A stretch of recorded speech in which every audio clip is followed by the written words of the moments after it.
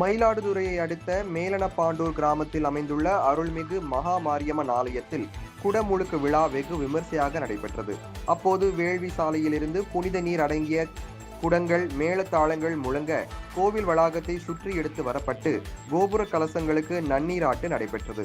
இந்நிகழ்வில் ஆயிரக்கணக்கான பக்தர்கள் கலந்து கொண்டு அம்மனை தரிசித்தனர்.